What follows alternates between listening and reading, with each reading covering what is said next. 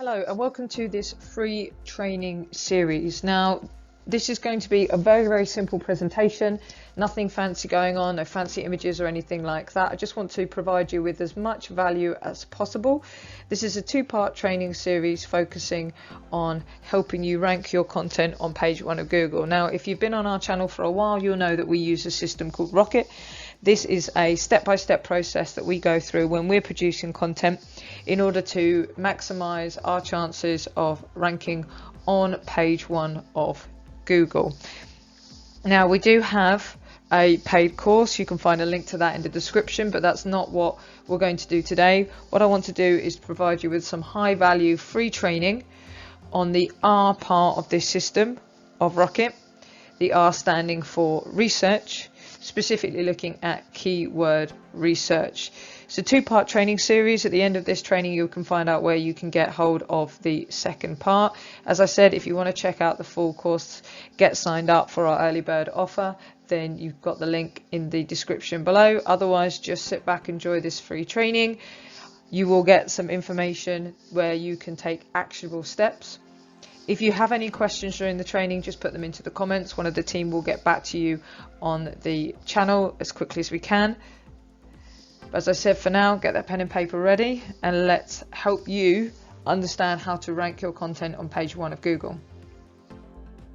So what we're going to look at today is keyword research. Keyword research falls under the R part of our method, Rocket, and we're going to be looking at key metrics and key terms. If you're going to understand anything at all when it comes to ranking, then there are some key terms that you need to understand, some key metrics, and we're going to learn about those.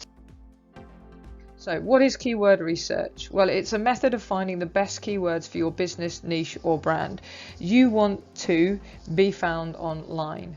People are going to go into Google, they're going to put in certain keywords, and you want to turn up on page 1.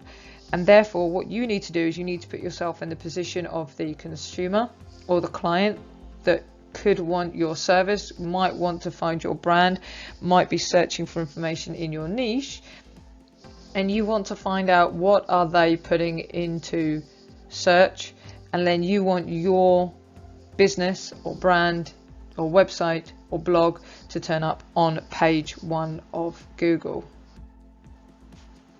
So we understand that, we need to figure out why do we actually need to care about this. Well, there's 3.5 billion searches on Google every single day, and according to Ahrefs, 68% of online experiences begin with a search engine. So people are going onto a search engine, and then from that search engine they're finding what they need. And so that's why it's so important that you're turning up on page 1 for the keywords that your client or customer are actually using. Google produces nearly 70,000 search queries every second. So there's a huge opportunity there for you to turn up on page 1 and for people to click the links that take them through to your e-com store or your website or a blog or wherever you want people to go. So what are these key metrics that you need to understand? Well, the two major ones are search volume and competition. Search volume is the number of times that the word or phrase is searched each month. Now you can use tools in order to track this. We're not going to talk about the tools in this video, that will be part 2. So as I said, at the end of this training I'll tell you exactly how to get your hands on part 2. But it might be for a local search, it might be something quite small like 40 or 100 times. For a big brand it could be hundreds of thousand times. But if you are a plumber in a part of the world and you're getting 40 searches a month for, let's say, emergency 24-hour plumber, you want those 40 people that are searching that to come onto your website, because that's a lot of money if 40 people are calling you out for emergency services every month. So even though it doesn't sound like a huge number, you want that traffic regardless. The second thing you need to pay attention to is competition, and that's the measure of how many sites or pages are targeting a specific keyword. So how many other people in your area are also targeting emergency 24/7 plumber service in whatever your location is. So these two metrics are really important, because somebody might have a really high search volume, but also really, really high competition. So even though it might be a keyword you want to rank for, you aren't going to rank for it on page 1. So you really need to make sure that you understand these two key metrics. So what that leads us to is the next key metric, which is like a difficulty or a rating. And this tells you how many other pieces of content you are going to be competing with. So difficulty is a combination of these two things, combining the search volume, how many people are searching for it, the competition, how many other businesses like your own or brands are also competing for that keyword. And then you can figure out, well, exactly how difficult is it going to be to rank on page 1. So you might find something that's got a medium search volume but a very, very low competition, and that would actually be better than going for something that has a really high search volume and a high competition, because you're more likely to rank on page 1. You might not be getting as much traffic, you might not think you're going to get as much traffic because not many people are searching for it, but actually because you've got low competition, you might be able to get 2 or 3 of the rankings on page 1, and therefore you're more likely to get some clicks, people over to your brand or website or blog, and therefore you can convert that traffic into customers or clients. Okay, now these are not the only metrics you need to know. There are additional metrics that we cover in our course and more advanced training, but for somebody who's just starting out, these are the main ones that you need to understand and that are going to help you to rank. So when you're searching for phrases online, there's a few different types of keywords that you need to be aware of. There are long tail keywords, and I'm going to talk about that more in a bit, but long tail keywords are essentially long phrases. So if somebody's looking to get a dog for their family, they're not just going to put the keyword dog into search. What they're probably going to use is the breed name.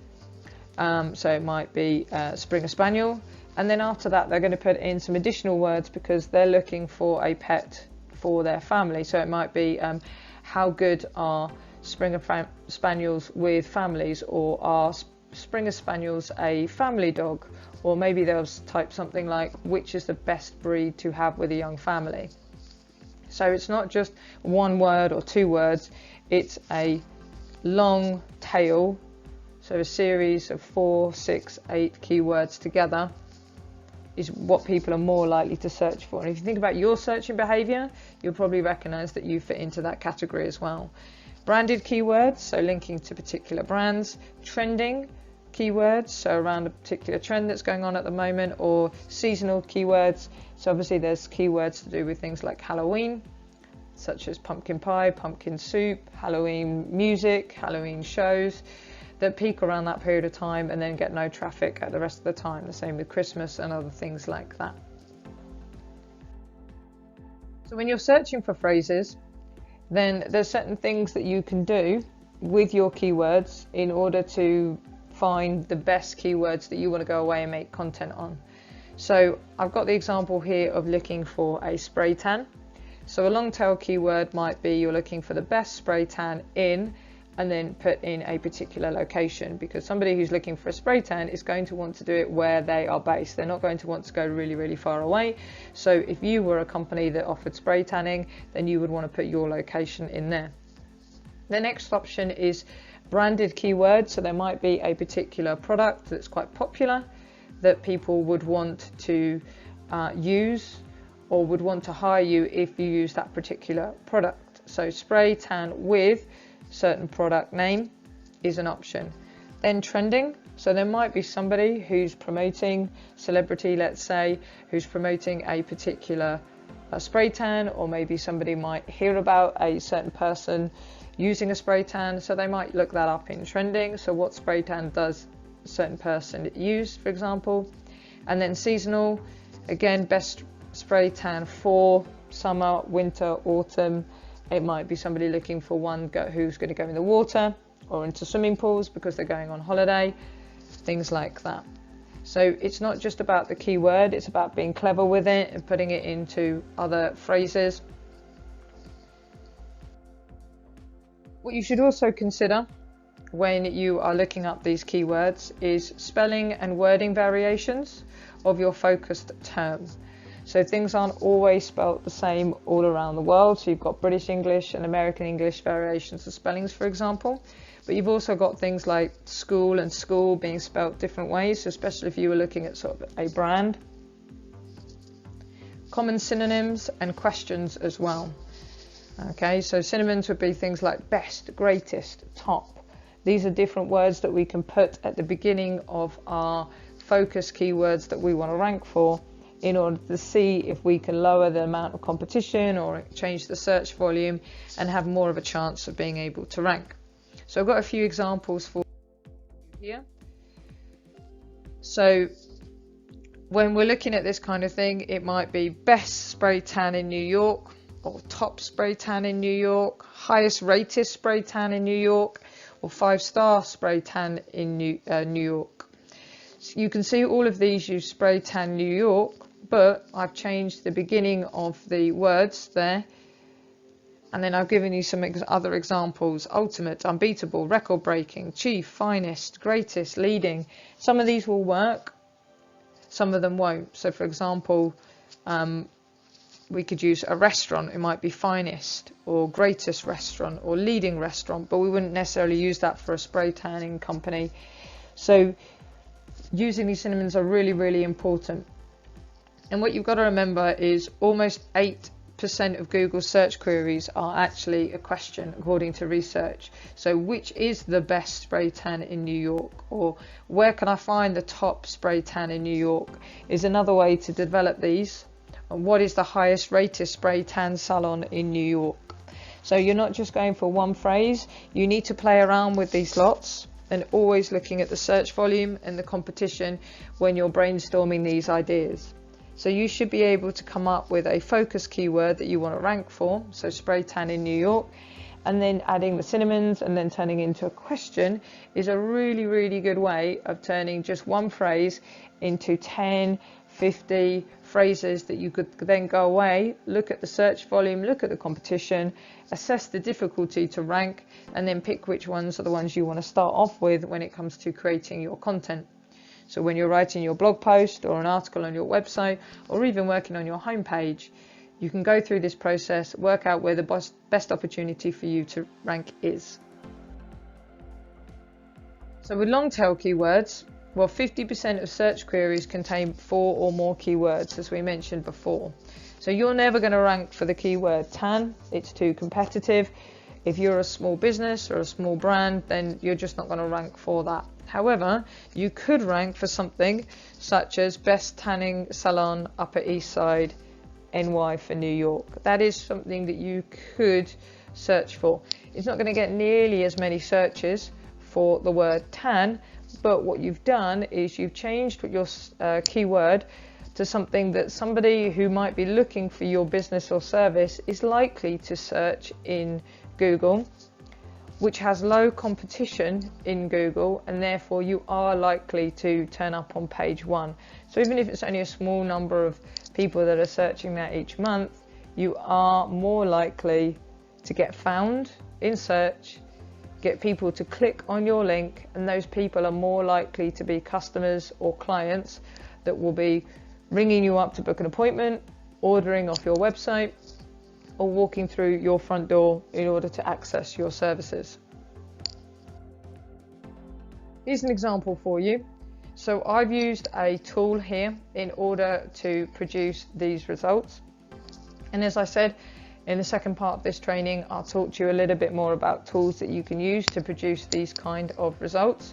We've got some free ones, we've got some paid ones as well. So I put in as my focus keyword query, spray tan New York. You can see on the left, I've got all of these keywords here that this tool has come up with. So variations of my search term, my focus search term, spray tan New York. Over on the right, you can see the search volume. This is per month. And then we've got CPC, which we'll come back to in future training. And we've got competition. So you want a low competition, as we said, and a high search volume. So based on my focus search query, you can see that the one with the highest search volume is spray tan NYC. which is getting 1,600 searches a month and has a competition of 16.